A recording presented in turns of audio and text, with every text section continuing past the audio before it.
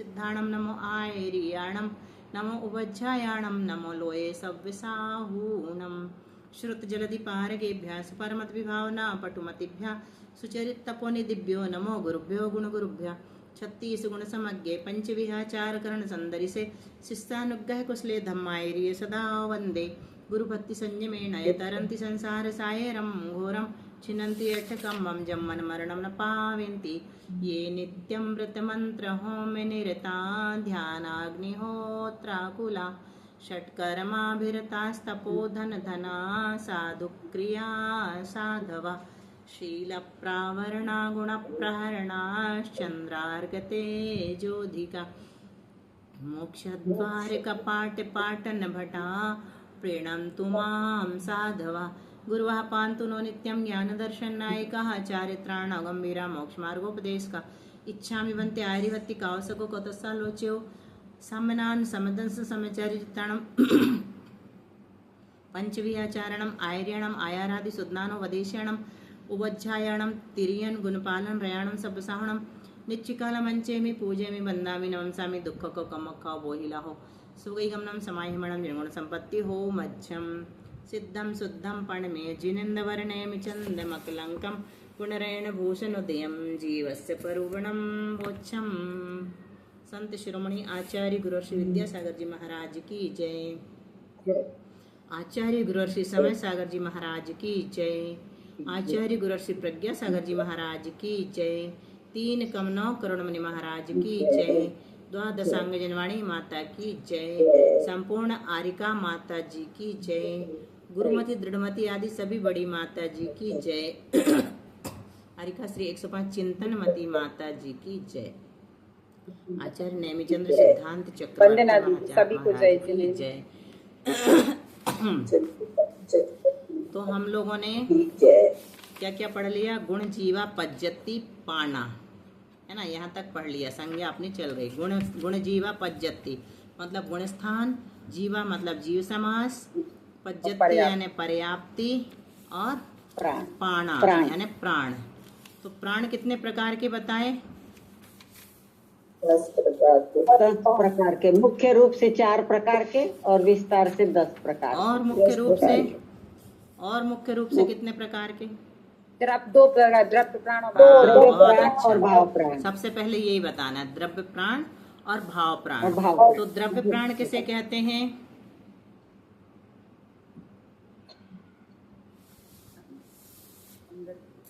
देखो, सामान्य रूप से अपन को समझ में नहीं आता कि क्या होता होगा, द्रव्य प्राण कैसा होता होगा और भाव प्राण कैसे होते होंगे। तो हमारी ये हाथ पैर हिल रहे हैं, है ना, पलकें झपक रही हैं, हम चल फिर रहे हैं, है ना, श्वास आ जा रही है, तो ये सब क्या है? ये द्रव्य प्राण है जो बाहर से देखने में आ जाते हैं, पकड़ में आ जाते हैं। उनको क्या कहते हैं? द्रव्य प्राण कहते हैं। जैसे डेड बॉडी पड़ी हुई है तो आप उसके द्रव्य प्राण हैं कि नहीं कैसे समझोगे? अगर डेड बॉडी नहीं है, कोई मूर्छित है, तो आप कैसे समझोगे कि उसके द्रव्य प्राण है कि नहीं, द्रव्य प्राण उसमें है कि नहीं? तो हम ऐसे नाक में उसकी उंगली लगा के देखेंगे ना, श्वासोच्छ्वास का एहसास अगर अपने को हो गया तो अपन कहेंगे कि इसके द्रव्य प्राण हैं, मतलब अभी ये जीवित है। पल्स से भी समझ जाएंगे। हाँ, पल्स जैसे कभी कभी छूट भी जाती है, कभी श्वास से पता चलता, कभी श्वास नहीं रहती, पल्स से पता चलता। दोनों में से इस जितने भी हैं चिन्ह, उनमें से जो भी हैं वो सब द्रव्य प्राण के अंतर्गत आते हैं। लेकिन भाव प्राण इसे नहीं कहते। भाव प्राण किसे कहते हैं? वो आत्मा की शक्ति का नाम भाव प्राण है। तो कैसे शक्ति? जैसे मैं चलता हूँ, ये तो द्रव्य प्राण है, मैं चल सकता हूँ। ये जो फीलिंग होती है वो किसको होगी? अपने अंदर में होगी, आत्मा में होगी, जीव को होगी।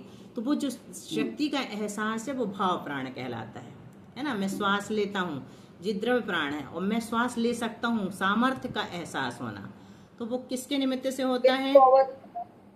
ज्ञान वीर्यांतराय कर्मों के क्षयोपशम आदि से प्रकट हुआ जो चेतन का व्यापार है, चेतना का जो व्यापार है, आत्मा का जो व्यापार है, ये आत्मा का व्यापार है अपनी सामर्थ्य को पहचानना। तो इस प्रकार से द्रव्य प्राण, भाव प्राण आदि देख करके हमने प्राणों के भेद देखे 10 प्रकार के। 5 इंद्रिय प्राण, 3 बल प्राण और श्वासोच्छ्वास और आयु।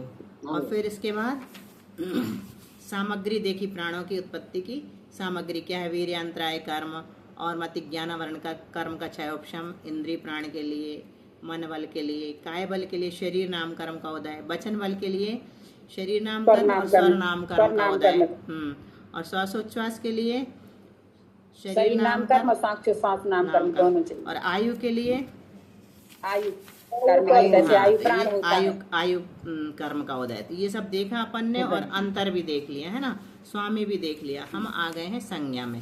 संज्ञा और कल अपन ने पढ़ ली थी थोड़ी सी। संज्ञा के अन्य नाम क्या, संज्ञा क्या है, जिनसे संक्लेशित होकर के जीव, जिनसे संक्लेशित होकर के जीव, जिनके कारण संक्लिष्ट हो जाता है जीव और इस लोक में दुख पाता है, और जिनके विषयों का सेवन करने से दोनों ही भवों में दुख पाता है, इस लोक में भी और परलोक में भी। और कैसा दुख पाता है, भयानक घोर दुख पाता है, दारुण दुख पाता है, उनको संज्ञा कहते हैं। उसके 4 भेद हैं, आहार, भय, मैथुन और परिग्रह। और संज्ञा, वांछा, इच्छा, अभिलाषा, डिजायर, ये सब क्या है, पर्यायवाची हैं। फिर हमने देखा था 4 प्रकार के भेद, अन्न आदि 4 प्रकार के आहार देखने से, उसके स्मरण से, पेट खाली होने से, इन बाह्य कारणों से। और अंतरंग कारण क्या है आहार संज्ञा का, साता वेदनी की उदीरणा या तीव्र उदय रूप अंतरंग कारणों से आहार संज्ञा होती है। और बहिरंग कारण अपन ने देख लिया 3 और अंतरंग कारण 1। फिर भय संज्ञा के बहिरंग कारण क्या है, अत्यंत भयंकर सिंह वगैरह आदि के देखने से स्मरण करना और उनका स्मरण करना, शक्ति की कमी होना। और अंतरंग कारण क्या है, भय नाम कर्म, भय कर्म का उदय। हाँ, भय नामक नो कषाय का उदय। ये 4 किसका भेद है, भय कौन से कर्म का भेद है, नौ कषाय, नो कर्म का, नो कषाय। नो कर्म का भी नहीं है, नो कषाय का भी नहीं है। कर्म बताओ, अकषाय वेदनी का भी कहलाएगा। नहीं, कर्म का नाम बताओ। हाँ, चारित्र मोहिनी बोलेंगे उसको अपन। मोहिनी के 2 भेद हैं, दर्शन मोहिनी और चारित्र मोहिनी। चारित्र मोहिनी के 25 भेदों में नो कषाय के अंतर्गत ये आता है, तो मुख्य रूप से अपन उसको चारित्र मोहिनी कहेंगे। फिर उसके बाद कौन सी संज्ञा है, मैथुन संज्ञा। कामोत्पादक पौष्टिक भोजन करने से, काम कथा के सुनने से, अनुभूत काम विषय का स्मरण आदि उपयोग से, स्मरण करने से, और दुराचारी व्यक्तियों की संगति गोष्ठी से। 3 कारण। दीदी अभी अपन ये पढ़ना है दीदी, ये वाली नहीं पढ़ा था, नहीं, ये 2 बच्चे थे दीदी। चलो तो चलते हैं। गाथा नंबर 137, ठीक है। पणिद रस भोय निर्णय तस्सुभ जोगे। दीदी स्क्रीन नहीं दिख रही क्या, दिख रही ना दीदी, नहीं 134 नंबर आ रहा है, 134 दिख रही थी ना दीदी आपने। अच्छा, ऊपर नीचे। हमने सोचा कि बिल्कुल नहीं दिख रही। नहीं, स्क्रीन तो दिख रही थी। हाँ ठीक है, चलो 137 137 जी दीदी, ये है ना, अब दिख गई। अब देखा, अब जी दीदी जी। पणिद रस भोय निर्णय तस्सुभ जोगे कुशील सेवाए वेदस्तु दीर्णाए में हुन सन्ना हवदि एवं। पणिद रस भोय निर्णय तस्सुभ जोगे कुशील सेवाए वेदस्तु दीर्णाए मेहुन सन्नाहवदीवं। प्रणाम वंदना दीदी। पणिद रस यानी प्रणीत रस वाले भोजन करने से, मतलब कैसे होते हैं वो, कामोत्पादक पौष्टिक भोजन करने से और काम कथा के सुनने से। तस्सुभ जोगे यानी अनुभूत काम विषय का स्मरण आदि उपयोग से। और कुशील सेवाएं यानी दुराचारी वेश्यागामी कामी पुरुषों की संगति गोष्ठी से। ये तो हो गए बाह्य कारण, इनसे। और वेदस सुदीर्णाए, स्त्री वेद, पुरुष वेद, नपुंसक वेद में से किसी एक वेद नो कषाय की उदीर्णा रूप अंतरंग कारण से क्या होता है, मैथुन संज्ञा उत्पन्न होती है। तो 3 बहिरंग कारण कौन से बताए, पौष्टिक भोजन कामोत्पादक और काम कथा सुनना, अनुभूत काम विषय का स्मरण करना। आवाज कहाँ से आ रही है, और दुराचारी वेश्यागामी कामी पुरुषों की संगति करने से। और अंतरंग कारण क्या बताया? स्त्री वेद, तीनों पुरुष वेद में से किसी भी एक उदय के वेद कर्म का उदय होना। किसी भी उदय एक वेद उदीरना। नौकसाय की उदीरना। अब परिग्रह संज्ञा देखते हैं। उवयरण दंश निर्णय तस्सुव जोगेण मुच्छिदाय लोहसुदीर्णाय परिगहे जायदे सन्ना। दीदी स्क्रीन हट सरकाना हाँ, पड़ेगी। याद दिला। अरे क्या हुआ है एक्चुअली, प्रॉब्लम अब समझ में आई। मैंने बुक खोल के रख ली हूँ, आज बंद कर देती हूँ। बुक खुल जाती है ना तो इसमें दिमाग ध्यान यहाँ चला जाता है। उभयरण दंश निर्णय तस्सुभ जोगेण मुच्छिदाय लोह सुदीर्णाय परिगहे जायदे सन्ना। पारुल। उपचरण दर्शनेनय तत्त्वजोगेण मोक्षिदाय लोहसुदीर्णाय परिगहे जायते सन्ना। परिग्रह संज्ञा कैसे होती है? तो कहते हैं लोह सुदीर्णाय। पहले तो ये ले लो बहिरंग कारण। उभयरण दंसनेन इत्र भोजन उत्तम वस्त्र स्त्री धन धान आदि ये सब क्या कहलाते? उपकरण। भोगोपभोग के साधनभूत बाह्य पदार्थों के दंसनेन यानी देखने से, अथवा तस्सुव जोगेन पहले के भुक्त पदार्थों का स्मरण या उनकी कथा का श्रवण आदि करने से, और मुच्छिदाय, मुच्छिदाय यानी ममत्त परिणामों से अर्थात परिग्रह आदि के अर्जन करने की आसक्ति के भाव होने से, और कर्म कौन सा उदय में आएगा? लोभ कर्म का तीव्र उदय या उदीर्ण होने से, लोभ कर्म। चारित्र मोहिनी का भेद है ये भी। इन चार कारणों से परिग्रह संज्ञा उत्पन्न होती है। कौन कौन से तीन बताएं? उत्तम भोजन वस्त्र आदि भोगोपभोग के साधनभूत बाह्य पदार्थों को देखने से, पहले जो भोग भोगे हैं अच्छे अच्छे पदार्थों को का सेवन किया है उनका स्मरण करने से, उनकी कथा का श्रवण करने से, और परिग्रह आदि के उपार्जन की आसक्ति के भाव होने से, और लोभ कसाय की उदीर्णा से। ये अंतरंग कारण है चौथा, और तीन बहिरंग परिग्रह संज्ञा होती है। अब देखो कहाँ कौन से गुण स्थान में कौन सी संज्ञा नहीं होती, तो अगली गाथा में बताते हैं। नट्य पमाए पडमा सन्ना नहि तथ्य कारणा भावा शेषा कम्मत थित्तेन थित्ते नवयारे नत्थि नहि गज्जे।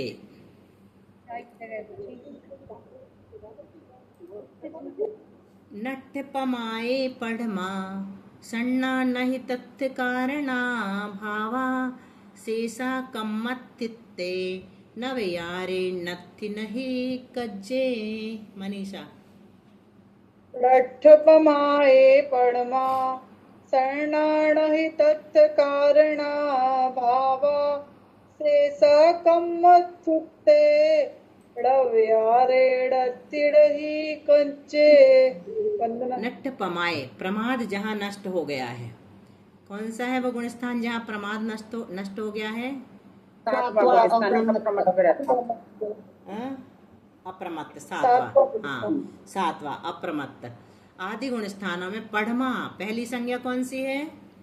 आहार। सन्ना नहीं, पहली संज्ञा नहीं होती, आहार संज्ञा नहीं होती। प्रमत्त अप्रमत्त आदि गुण स्थानों में आहार संज्ञा नहीं होती। जीव कांड की इस गाथा से क्या सिद्ध हो जाता है कि केवली भुक्ति नहीं करते, केवली भगवान भोजन नहीं करते। अब सातवें गुण स्थान में आहार संज्ञा नहीं है, 13वें में कहाँ से हो जाएगी, है ना?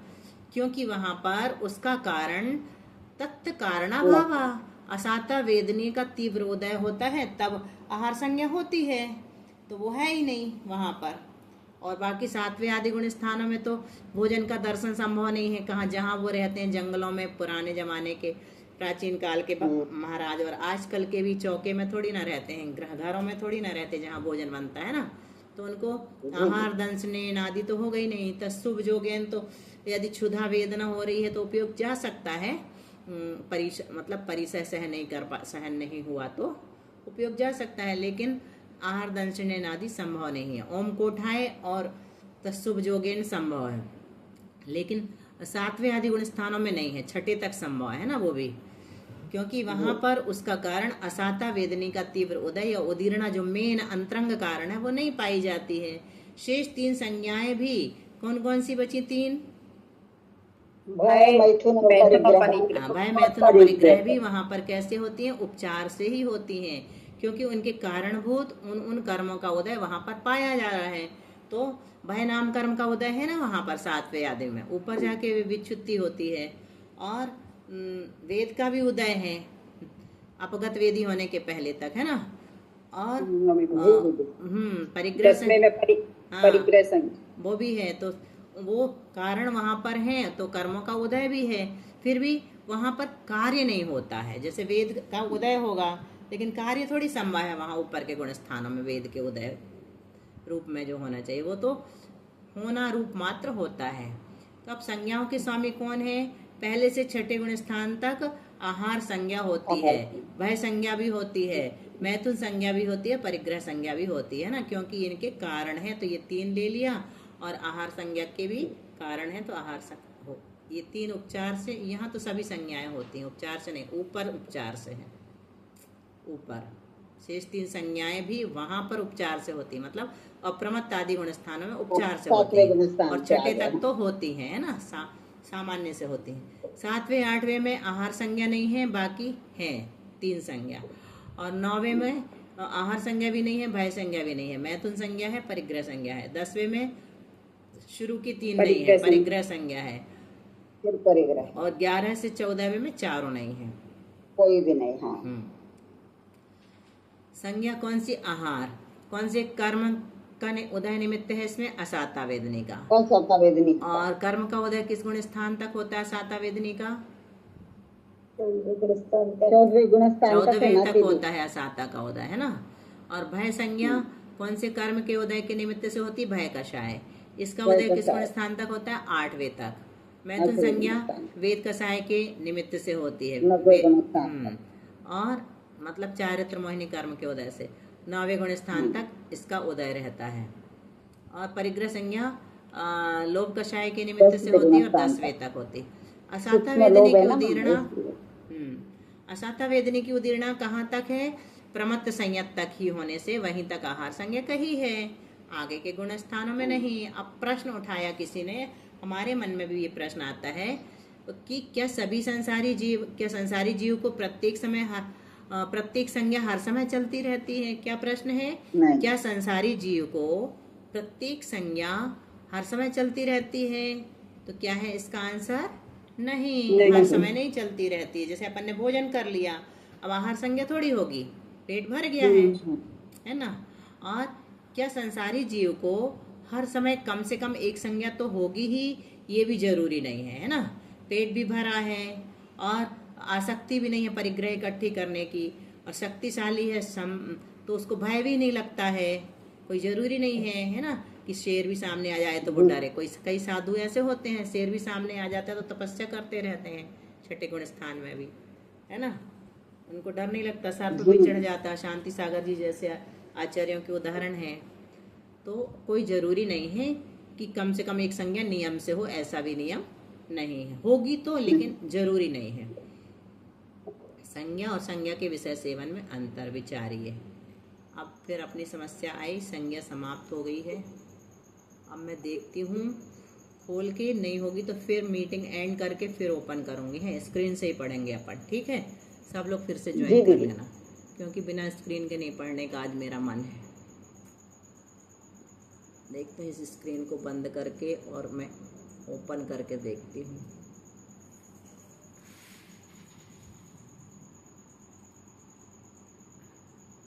क्या चाहिए अपने को? गति, संज्ञा, पाना सन्ना या मग्गना हो, या मग्गना शुरू हो गई मतलब मारना शुरू। अब मारना शुरू हो जाएगा। मारना में अपने को चाहिए सबसे पहले गति, मारना। अब मारगना को महाअधिकार कहेंगे ना दीदी, महाअधिकार मारगना महाअधिकार है। अब इसको मैंने किया और इसको ओपन किया, इसको ओपन किया, खुल गई क्या आप लोगों को? मैं दिख रही हूँ? स्क्रीन शेयरिंग भी आ रहा है। चलो आज अपन सफल हो गए। कल अपन ने थोड़ा प्रणाम दीदी, प्रणाम दीदी, प्रणाम। चलो, बुद्धि क्या है? ट्यूबलाइट देर से जलता ना, जल्दी बल्ब जल्दी जल जाता है। नहीं, बहुत अच्छा लग रहा है, अच्छा लग रहा है। चलो एक बार फिर से इसमें मंगलाचरण लिखा हुआ है, सिद्धं शुद्धं पर्णमेय जिनिन्दवर्णेमि चन्दमकलङ्कं गुणरेण भूषणोदयं जीवस्य परुवणं वोच्छम। ये सब हमने पढ़ लिया है। ग्रंथ प्रारंभ करने के पूर्व जानने 6 बातें। ग्रंथ का नाम, कर्ता, प्रमाण, 22 अधिकार है और गाथा संख्या कितनी है? 734 है। हेतु अर्थात प्रयोजन, निमित्त, मंगलाचरण सब हो गया। अब चलो गाथा नंबर 140। अब हम चल रहे हैं महाराणा महाअधिकार में, उसका मंगलाचरण है ये, है ना? मंगलाचरण उसका चलेगा। धम्म गुण मग्गना है मोहारी बलम जिनम नमम सित्ता मग्गण महाहियारम, ये आ गया महाहियारम, विविह हियारम भणि सामो। मनीषा ने पढ़ लिया? जी दीदी पढ़ लिया था उन्होंने। हाँ चलो, कविता आई फोन पढ़ेगी हमारे बाद। हाँ, धम्म गुण मग्गना है मोहारी बलम जिनम नमम सित्ता मग्गण महाहियारम विविहियारम भणि सामो। धम्मे गुण मग्गणा है मोहारी बलम जनानम सित्ता मग्गण महाहियारम विवहियारम फणे सामो। वंदना दीदी। सम्यक दर्शन आदि अथवा उत्तम क्षमादि धर्म रूप धम्म, ये तो हो गए धर्म। कौन से हो गए धर्म? सम्यक दर्शन आदि भी धर्म कहे जाते हैं और उत्तम क्षमा आदि भी धर्म कहे जाते हैं। तो इन धर्म रूपी गुण यानी धनुष और ज्ञानादि गुण रूपी प्रत्यंचा यानी डोरी। डोरी किसे कहते हैं? गुण यानी डोरी होता है। तो धनुष तो हो गए अपने धर्म आदि, क्षमादि धर्म रूपी धनुष और ज्ञानादि गुण रूपी डोरी। धनुष में डोरी होती है ना, धनुष अलग होता है और डोरी अलग होती है, उसको प्रत्यंचा कहते हैं। डोरी नहीं होगी तो बाण कैसे चढ़ाएंगे प्रत्यंचा में, है ना? तो उसको डोरी कहते हैं। प्रत्यंचा कहो चाहे डोरी कहो। और 14 मारणा रूपी बाणों से मग्गना है मोहारी बलम जिनम नमसिता। बाणों से क्या किया हमने? हमारे पास धनुष भी हो गया, उसमें प्रत्यंचा भी हो गई और बाण भी हो गए। तो इन बाणों से जिसने क्या किया है? मोह रूपी शत्रु के बल सैन्य को नष्ट कर दिया। मोह रूपी अरि यानी शत्रु के बल रूपी सेना को जिन्होंने नष्ट कर दिया। हत्या हाय यानी नष्ट कर दिया। ऐसे जिनम यानी जिनेन्द्र देव को नमम सित्ता यानी नमस्कार करके मग्गण महाहियारम मैं उस मारणा महाधिकार का वर्णन करूंगा जिसमें कि और भी विविध अहियारम विविध अधिकारों का अंतर्भाव किया जाता है, पाया जाता है। भनि सामो यानी कहूंगा, करूंगा, वर्णन करूंगा। चलो अब बहुत अच्छी गाथा है दीदी। हाँ, बहुत अच्छी गाथा है। महाराणा किसे कहते हैं ये बताने वाली गाथा है। ये गाथा याद कर लेंगे अपन लोग। अब चंदन वाला जी पढ़ेंगे। इसका मंगलाचरण भी याद कर लेना चाहिए। हाँ, इसका भी मंगलाचरण कर लेंगे याद, तो कम से कम रोज पढ़ लेंगे, है ना? हाँ, मंगलाचरण पढ़ना ही चाहिए। मार्गणा महाधिकार है ना दीदी इसकी। जाहि व जासु व जीवा मग्गी जनते जहाँ तहा दिठा ताओ 14 जाने सुए नाने मग्गना होंती। जाहि व जासु व जीवा मग्गी जनते जहाँ तहा दिठा ताओ 14 जाने सुए नाने मग्गना होंती। चंदन वाला जी।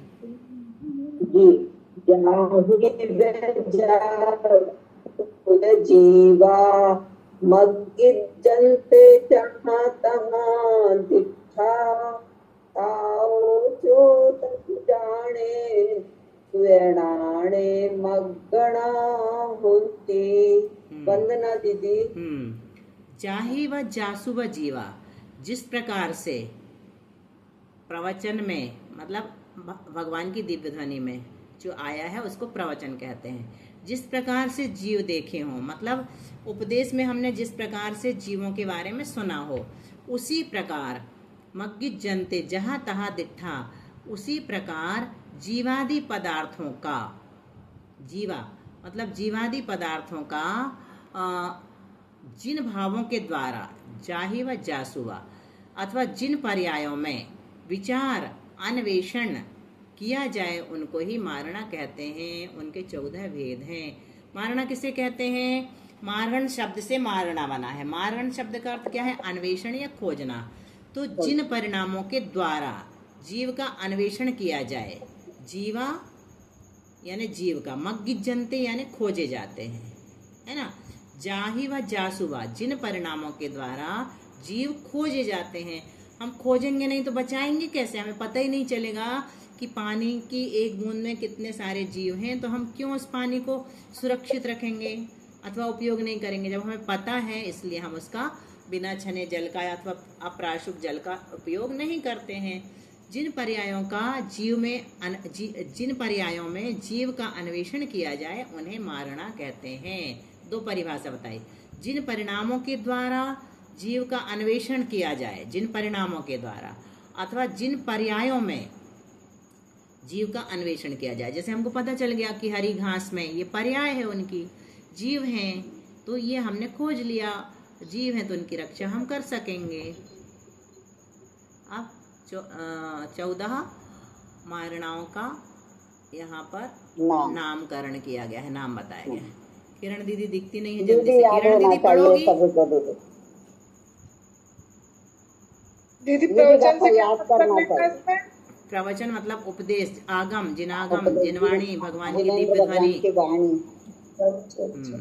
प्रवचन में मतलब आगम में जिस प्रकार से देव देखे हों, जिस प्रकार से देखे हों जीवों को, उसी प्रकार से जीवादि पदार्थों का, और जिन भावों के द्वारा अथवा जिन भाव यानी पर्याय होता, जिन पर्यायों में विचार अन्वेषण किया जाए। अभी उसी को पढ़ रहे ना अपन, आगे बताते हैं।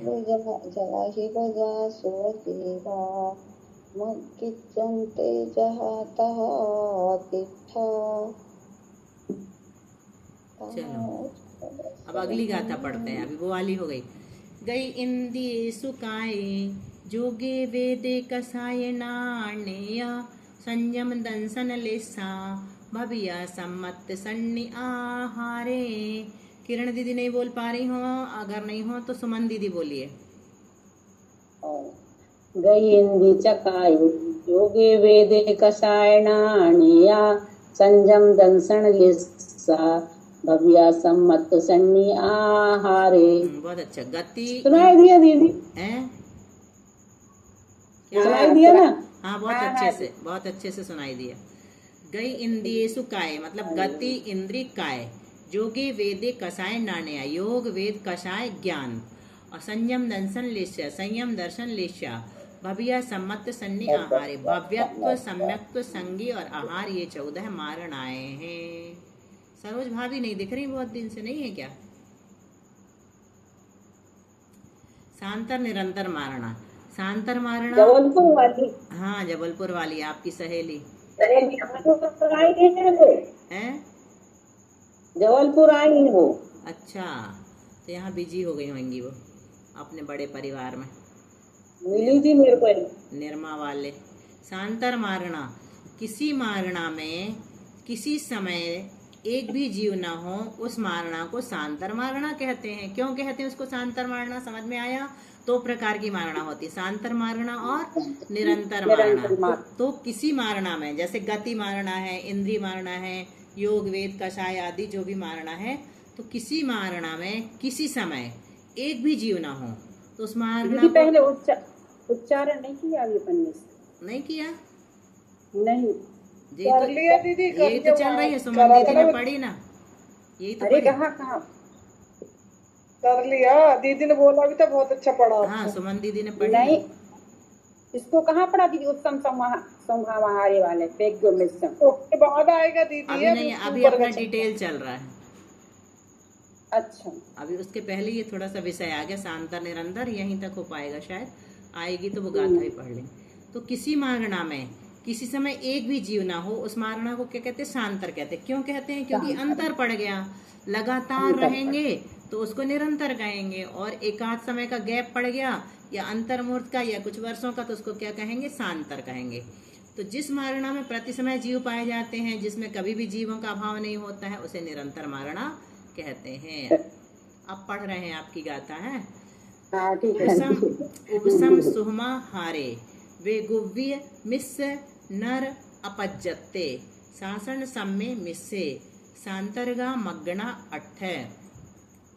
अब शशि जी या अनीता जी जिसकी आवाज आ जाए वो पढ़ लेंगे। हाँ, उपसम सुहमा हारे वे गुव्य मिस्य नर अपज्जते सासन सम्मे मिस्से सांतरगा मग्गना अठ। पढ़िए। हम पढ़े दीदी। हाँ, पढ़ लीजिए अनीता जी। उवसम सुहमाहारे वेगोवियमिस्सनर अपज्जते सासन सम्मे मिस्से सांतरगा मग्गनाठ। बहुत अच्छा। उपसम सुहमा हारे। उपसम यानी उपशम सम्यक्त्व, सुहमा यानी सूक्ष्म सांपराय संयम, आहारे मतलब आहारक का योग और आहारक मिश्र का योग, वेगुव्य यानी वैक्रियक मिश्र का योग, मिश्र ये लगा हुआ है, और नर अपज्जते अपर्याप्तक मनुष्य, और शासन सम्य शासन सम्यक्त, और मिश्र मिश्र यानी मिश्र। ये 8 सांतर मारणाएं हैं। सांतरगा मग्गना अठ है, ये भी याद रखने जैसी हैं। क्या? उपसम सम्यक्त्व, सूक्ष्म सांप्राय संयम, आहारक का योग, आहारक मिश्र का योग। उपसम सम्यक्त्व तो अपने को पता है 2 प्रकार का होता है, प्रथमोपसम और द्वितीयोपसम। और सूक्ष्म सांप्राय संयम, ये संयम का एक भेद ले लिया। और आहारक का योग, आहारक मिश्र का योग 6ठे गुण स्थान में आ गए। वैक्रियक मिश्र का योग देवों के जन्म के उत्पत्ति के पहले यानी निर्वृत्तीय पर्याप्तक अवस्था में। और अपर्याप्तक मनुष्य है ना, लब्ध्य पर्याप्तक मनुष्य, शासदन सम्यक्त और मिश्र, ये 8 सांतर मारणाएं हैं। मूल मारणा संबंधी नियम। अब ये लंबा चलेगा, नहीं हो पाएगा अपना, इसको बाद में लेंगे। दीदी होमवर्क दीदी जी, आप कल की छुट्टी भी है, तीनों ये गाथा 8 ये याद कर लेंगे। जो है सांतर मारणाओं के नाम याद करना है और मंगलाचरण, इतना होमवर्क है आज। जी 8 सांतर मारणाएं जो है उनके नाम वाली गाथा हो जाए तो बहुत अच्छा है। उपसम सुहमा हारे वेगुव्य मिस्य नर अपज्जते शासन सम्मे मिस्से सांतरगा मग्गना अठ। मुझे भी याद करना है। तो 143 नंबर की गाथा याद करना है और मंगलाचरण, है ना। ये और मारगणा की परिभाषा की भी गाथा बोल हाँ, दीजिए। मारना की परिभाषा भी याद कर लेंगे, भले बिना उसकी कर ले गाथा के। ठीक है दीदी, हम सुनाएंगे परसों। हाँ, जरूर सुनाइएगा। आज वो कर लीजिए जिनवाणी स्तुति। जी दीदी। जिन वय नमो सहमीनम विषय सुहविरेयनम अमिदभूतम जर मरण वाहि हरणम क्षय करणम सौवदु खाणम। दीदी आप बोलेंगे। पीयूष है विषय सौख्य विरेचना है, पीते सुशीघ्र मिटती चिर वेदना है। भाई जरा मरण रोग निवारती है, संजीवनी सुख करी जिन भारती है। 9 बार नमोकार मंत्र। सबको जय जिनेन्द्र वंदना। जय जिनेन्द्र प्रणाम। सभी दीदियों को वंदना, त्यागी व्रतियों को वंदना, को जय जिनेन्द्र।